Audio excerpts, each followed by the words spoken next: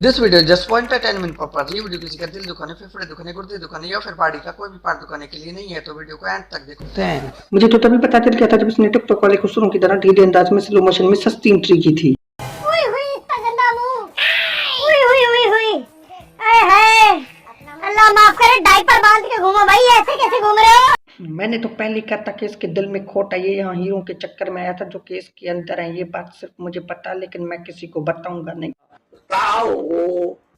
मैं नहीं बताऊंगा। बताओ ना, कुछ तो बताओ, नहीं, मुझे मजाक नहीं उड़वाना अपनी चीज का। कुछ तो बताओ, कुछ तो बताओ, कुछ तो बताओ ना।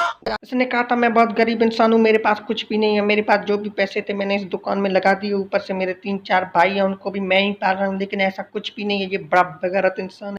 脾气不回，电话也不接，你到底在干嘛？ फिर इसका झूठ पकड़ा जाता है और उससे पूछा जाता है कि तेरे पास एक गाड़ी है जिसपे एक ड्राइवर है जिसके पास गन है। तो ये उसे कवर करने के लिए कहता है नहीं, वो तो मेरे भाई ने गाड़ी खरीदा था जिसके लिए कर्जा लिया था, उसको कर्जा लेने वाला। कौन सा कर्जा देने वाला? गाड़ी पे बिठा के सैर कराता है।